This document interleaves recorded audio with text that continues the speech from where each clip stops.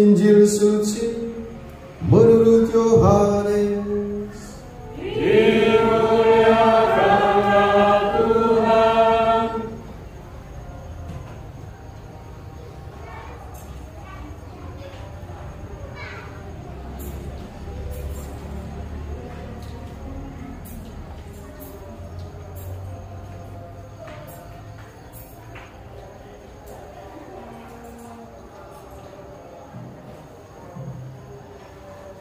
Sebelum hari raya Paskah dimulai, Yesus sudah tahu bahwa saatnya sudah tiba untuk beralih dari dunia ini kepada Bapa. Sebagaimana ia senantiasa mengasihi murid-muridnya, demikianlah sekarang ia mengasihi mereka sampai saat terakhir. Ketika mereka sedang makan bersama, Iblis membisikkan dalam hati Yudas Iskariot anak Simon rencana untuk mengkhianati Yesus. Yesus tahu bahwa Bapa telah menyerahkan segala sesuatu kepadanya dan bahwa ia datang dari Allah dan akan kembali kepada Allah. Maka bangunlah Yesus dan menanggalkan jubahnya. Ia mengambil sehelai kain lenan dan mengikatkannya pada pinggangnya. Kemudian ia menuangkan air ke dalam sebuah basi dan mulai membasuh kaki murid-muridnya, lalu menyekanya dengan kain yang terikat pada pinggangnya itu. Maka sampailah ia kepada Simon Petrus. Kata Petrus kepadanya, "Tuhan, Engkau hendak membasuh kakiku?" Jawab Yesus kepadanya, "Apa yang kuperbuat engkau tidak mengerti sekarang, tetapi engkau akan memahaminya kelak." Kata Petrus kepadanya, "Selama-lamanya engkau tidak akan membasuh kakiku." Jawab Yesus, "Jikalau aku tidak membasuh engkau, engkau tidak akan mendapat bagian bersama aku." Kata Simon Petrus kepadanya, "Tuhan, jangan hanya kakiku saja, tetapi juga tangan dan kepalaku." Kata Yesus kepadanya, "Barang siapa sudah mandi, cukuplah ia membasuh kakinya, karena ia sudah bersih seluruhnya. Kamu pun sudah bersih, hanya tidak semua." Yesus tahu siapa yang akan menyerahkan dia, karena itu ia berkata, "Tidak semua kamu bersih." Sesudah membasuh kaki mereka, Yesus mengenakan pakaiannya dan kembali ke tempatnya. Lalu ia berkata kepada mereka, "Mengertikah kamu apa yang telah kuperbuat kepadamu? Kamu menyebut aku Guru dan Tuhan, dan katamu itu tepat. Sebab memang akulah Guru dan Tuhan. Nah, jikalau aku Tuhan dan Gurumu membasuh kakimu, maka kamu pun wajib saling membasuh kaki. Sebab aku telah memberikan sesuatu teladan kepadamu, supaya kamu juga berbuat seperti yang telah kuperbuat padamu." Demikianlah sabda Tuhan. Terpujilah Kristus.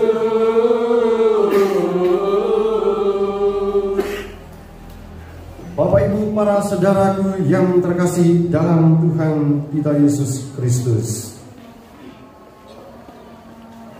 perpisahan itu sangat menyakitkan.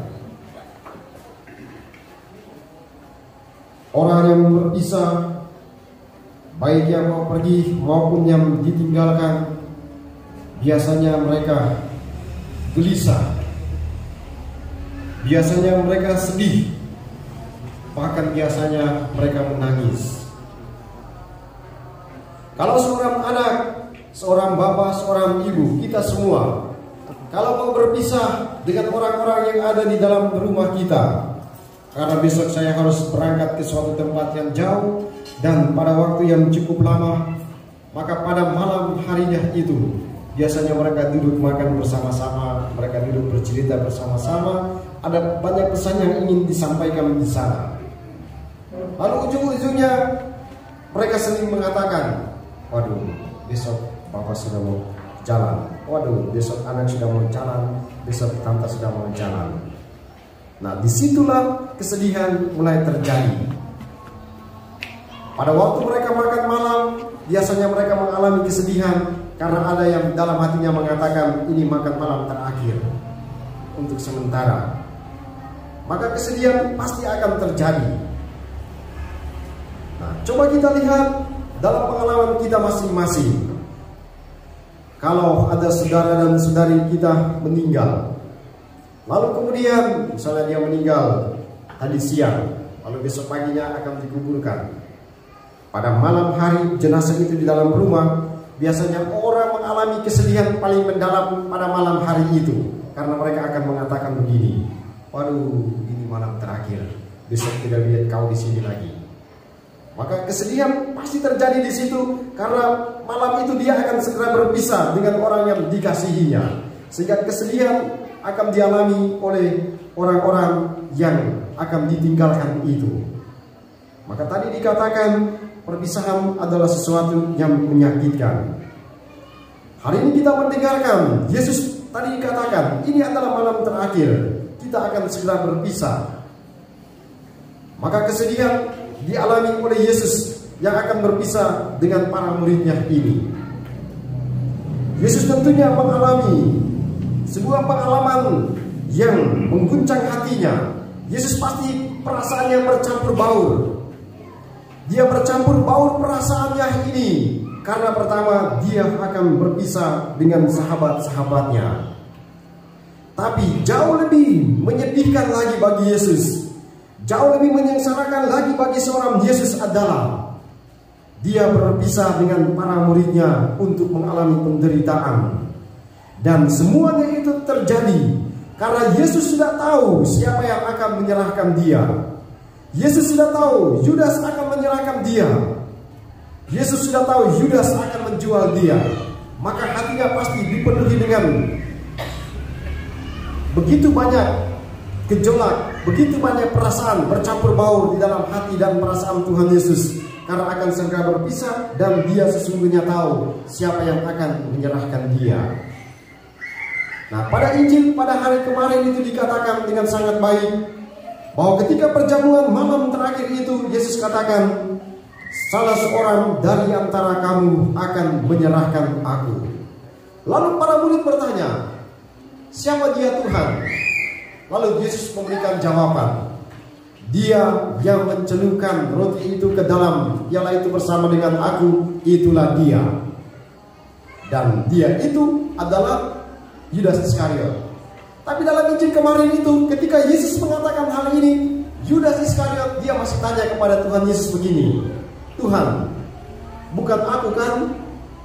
Bayangkan, Yesus punya pengalaman yang luar biasa. Dia sudah tahu ini orang akan menjual dia, tapi Yudas dia masih dengan percaya diri bertanya, bahkan mengatakan kepada Yesus, bukan aku ya Rabi?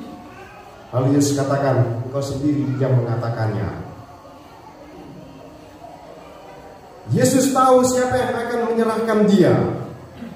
Dan pada malam hari ini dia akan diserahkan. Sebagaimana yang kita dengarkan dalam kisah sengsara itu, Yudas akan datang lalu dia katakan kepada orang-orang Yahudi, orang yang aku cium itulah dia. Yesus tahu siapa yang akan menyerahkan dia, dan kemudian dia berjumpa dengan Yudas Iskariot, dan Yesus mengatakan kata-kata indah seperti yang dikembangkan pada hari Minggu lalu. Kepada Yudas Iskariot Yesus katakan, sahabat, atau dia katakan, hai teman, untuk inikah engkau datang? Ketika Yudas dia mencium Tuhan Yesus, lalu dia katakan, salam hai Rabi. Yesus dengan sangat tenang dia katakan, hai kawan, untuk itukah engkau datang? Ini adalah perasaan yang dialami oleh Tuhan Yesus. Tapi satu hal yang pantas kita semua renungkan pada malam Kamis Putih, malam yang suci ini adalah, apapun situasinya, Yesus tetap melakukan yang terbaik.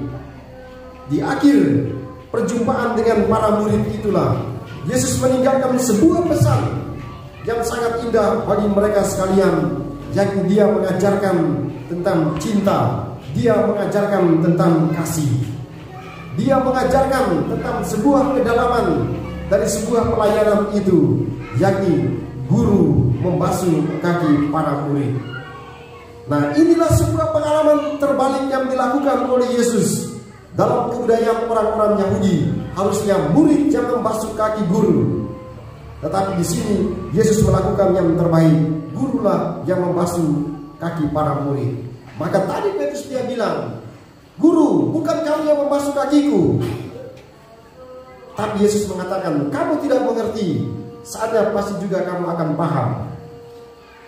Yesus mengajarkan keteladanan yang sangat indah, yakni kerendahan hati dan cinta yang dibuktikan dalam sebuah pelayanan, yakni pembasuhan kaki para rasul itu.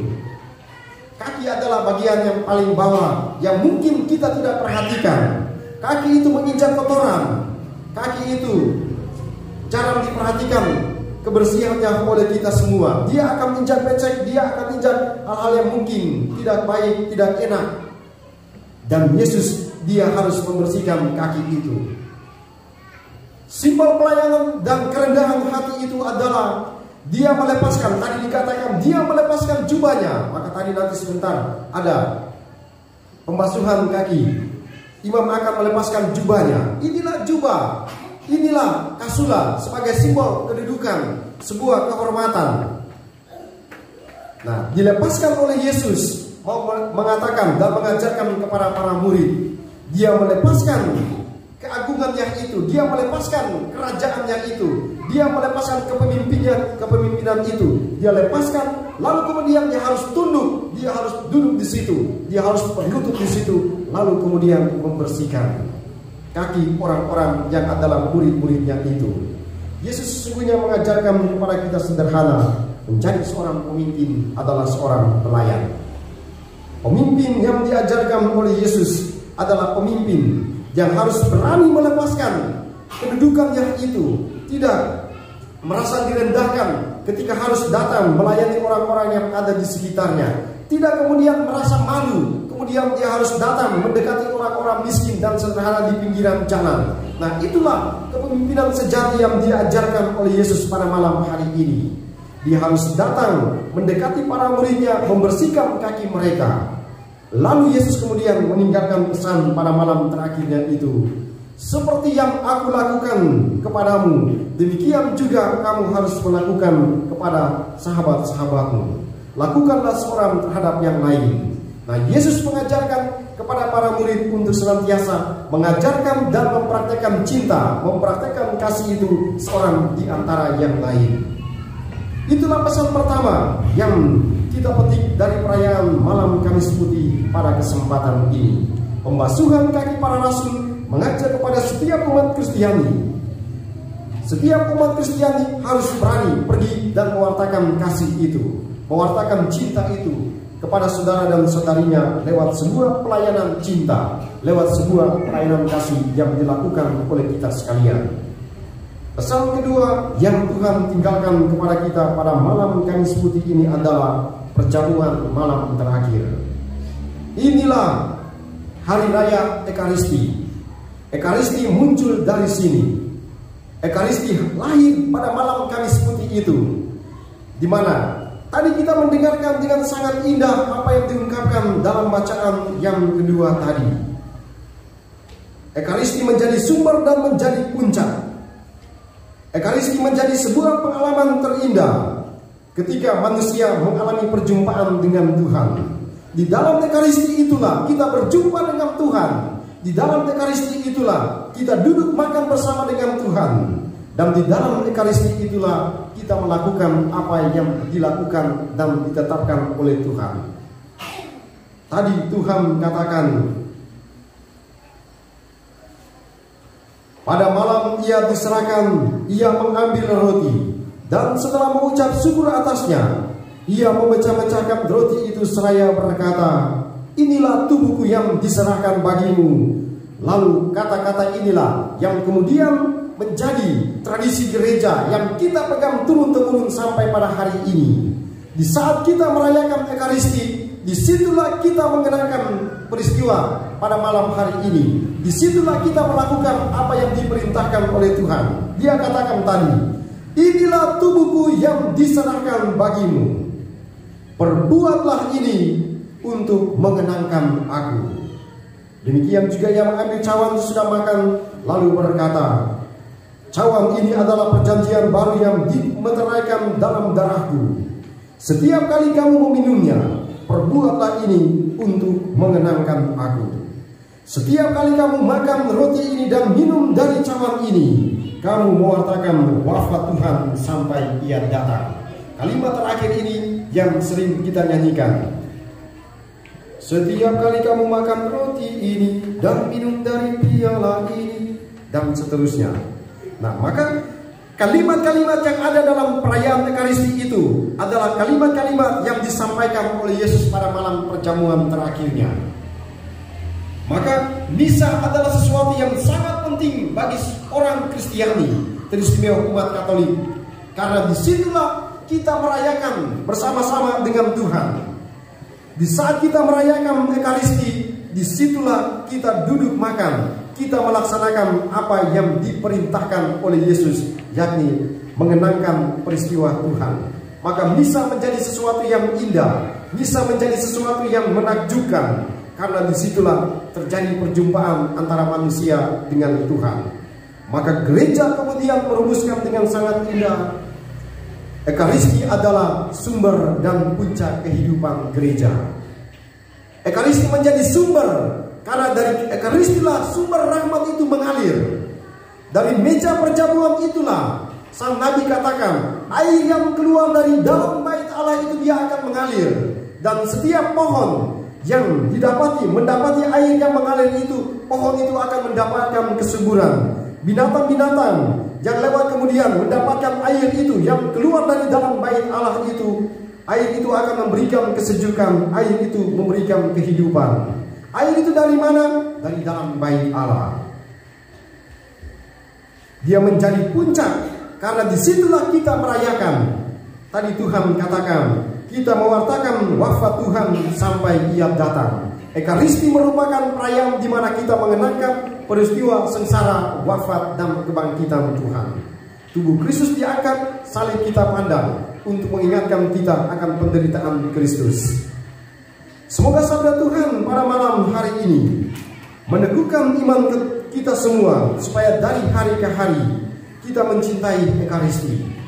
Dari hari ke hari kita menjadikan Ekaristi sebagai sumber kekuatan kita. Kita menyambut tubuh Kristus supaya menjadi kekuatan bagi kita sekalian. Maka di mana-mana orang mencoba untuk merayakan Ekaristi setiap hari. Seorang imam dia harus merayakan Ekaristi setiap hari. Maka di paroki-paroki harus ada perayaan Ekaristi, supaya kita harus makan tubuh Kristus itu, kita harus minum tubuh Kristus itu. Karena apa? Kita semua adalah orang lemah, maka kita butuh Tuhan. Itu secara singkat dan sederhana. Orang sering mengatakan, Romo kenapa juga setiap hari bangun pagi jam 5 lalu kemudian pergi mandi dan ikut misa? Jawaban sederhananya adalah, saya seperti Anda, kita semua manusia berdosa. Oleh karena itu, saya harus ikut misa. Karena apa? Saat saya ikut misa, setelah ikut misa pasti saya buat dosa. Sepanjang hari saya buat dosa, maka saya harus ikut misa besok pagi supaya katakan, mea culpa, mea maxima culpa. Saya berdosa, saya sungguh berdosa. Kedua, setelah saya mengakui diri sebagai orang berdosa, saya harus ingat, setelah misa pagi itu saya akan pergi ke kebun, saya akan pergi ke pasar, saya akan pergi mengajar, saya akan pergi berjualan di pasar. Maka saya butuh penolong, saya butuh Tuhan. Maka saya makan tubuh Kristus itu, dia masuk ke dalam tubuh saya supaya menjadi kekuatan saya. Karena ketika kita makan tubuh Kristus itu, tubuh itu dia masuk kemana? Ke dalam hati kita, ke dalam perut kita. Dia harus menjadi alas perut kita, menjadi sumber kekuatan kita. Nah, itulah teladan Ekaristi bagi umat Kristiani. Kita berdosa, maka mohon pengampunan. kita mau bekerja, maka kita butuh bantuan dari Tuhan. Ekaristi adalah sumbernya, ekaristi adalah puncaknya. Maka ajaran pada malam hari ini adalah cintailah ekaristi. Lalu kemudian yang kedua adalah ekaristi yang hidup itu adalah melalui sebuah pelayanan. Orang keluar dari gereja, mendengarkan sabda Allah, merayakan perjamuan dengan Tuhan, lalu Tuhan katakan, kamu juga harus membagikan pengalaman kasih itu. Semoga meneguhkan kita semua untuk mencintai ekaristi, tapi juga berani melayani orang-orang yang ada di sekitar kita, berani juga melayani orang-orang yang mungkin adalah musuh kita, berani juga menyapa orang-orang yang mungkin adalah penjahat. Seperti yang kita dengarkan pada kesempatan ini, Yesus tahu siapa yang akan mengkhianati dia, tapi dia masih menyapa murid-muridnya. Yesus tahu siapa yang akan menyangkal dia, tapi dia masih menyapa mereka. Itulah pesan terindah yang diungkapkan oleh Tuhan Yesus. Dan terakhir adalah peristiwa pada malam hari ini mengingatkan kepada kita sekalian bahwa terkadang orang-orang terdekat kita lah yang kemudian menghancurkan kita. Terkadang orang-orang yang kita kasihi itulah mereka yang menjual kita, mereka lah yang akan mengkhianati kita. Bukti pada malam hari ini adalah Yesus makan bersama dengan para murid yang adalah orang-orang yang dicintai. Yudas kemudian menjual dia, Petrus kemudian menyangkal dia. Itulah orang-orang terdekat Yesus, itulah orang-orang terdekat Tuhan, dan itulah orang-orang yang menyerahkan dan mengkhianati dia. Apapun situasinya, Yesus tetap menyapa mereka. Apapun situasinya, Yesus tetap mendoakan mereka.